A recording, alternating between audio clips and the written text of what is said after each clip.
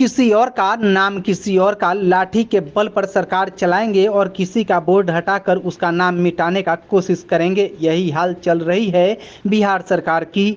दरअसल वैशाली जिले के लालगंज पहुंचे लालगंज के भाजपा विधायक संजय सिंह ने लालगंज रेफरल अस्पताल परिसर में बने कोविड अस्पताल के दीवार से उद्घाटन का शिलापट हटाने की सवाल पर जवाब देते हुए बताया कि उनके द्वारा 18 मार्च 2023 को कोविड अस्पताल का उद्घाटन किया गया था, जिसके बाद वहां पर उनके नाम की शिलापट भी लगाई गई थी और उस उद्घाटन कार्यक्रम में वैशाली जिले के सिविल सर्जन डॉक्टर श्यामनंदन प्रसाद एवं उस समय के प्रभारी चिकित्सा पदाधिकारी डॉक्टर ओम प्रकाश आनंद सहित स्वास्थ्य विभाग के कई अधिकारी एवं डॉक्टर मौजूद थे।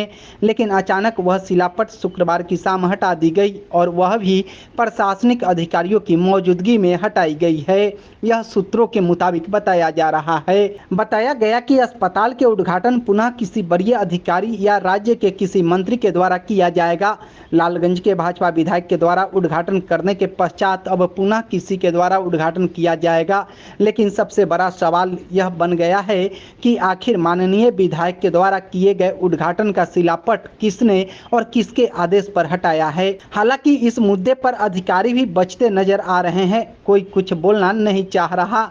लेकिन लालगंज विधायक ने कहा कि यह सरकार हमेशा लाठी के बल पर काम करती है।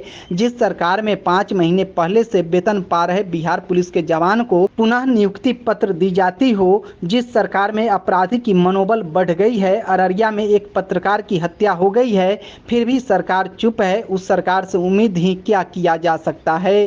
सरकार लाठी के बल पर शिलापट हटाया है। अब जनता को समझना होगा कि मेरे द्वारा कराए गए कार्य से मेरा नाम सरकार क्यों हटाना चाह रही है। वहीं एनडीए की सरकार में अस्पताल की स्वीकृति पर भी सवाल की गई, जिस पर उन्होंने कहा कि जब कोविड अस्पताल का स्थल चिन्हित हुआ था उस समय भी एनडीए की ही सरकार थी और अस्पताल का निर्माण भी एनडीए की सरकार में ही हुआ था। मेरे द्वारा उद्घाटन करने के बाद फिर से उद्घाटन करना यह समझ से परे है।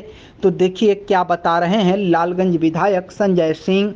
बउआ एक चीज बताना कि इस हॉस्पिटल का उद्घाटन हुआ था? हाँ, हो गया। कब हुआ था? नहीं मालूम। कौन किया था? ये नहीं देखे थे, वहाँ छत पर से मतलब देखे थे, एक आदमी लस्सी काटा था। अच्छा काटा था। अच्छा घर इसी जगह है?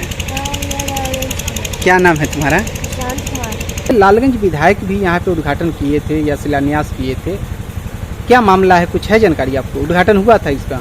इसके पहले विधायक जी लालगंज के जो विधायक हैं माननीय संजय सिंह, इसके पूर्व में हमको लगता है 3-4 महीना हो गया उद्घाटन का।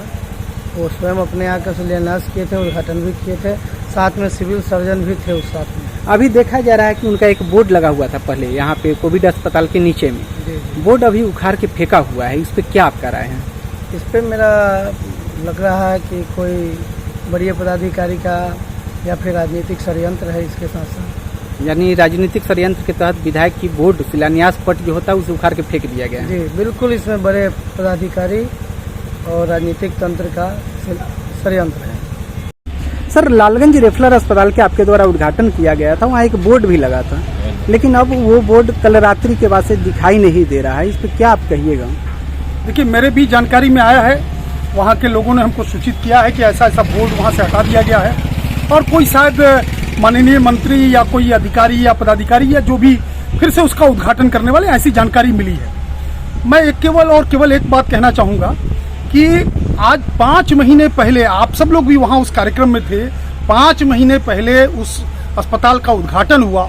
एनडीए की सरकार में उसकी स्वीकृति कराया हमने और एनडीए की सरकार में ही उसका निविदा भी निकला, टेंडर भी हुआ, वर्क ऑर्डर हुआ, काम प्रारंभ हुआ और वहाँ पर जो है ये काम हुआ और 5 महीने पहले उसका उद्घाटन हुआ और काम प्रारंभ हो गया। वहाँ पर लोग इलाज करने लगे। उस समय उनके सिविल सर्जन भी थे, चिकित्सा पदाधिकारी भी थे, पूरा चिकित्सा विभाग का महकमा था इस जिले का और प्लस सैकड़ों लोग थे।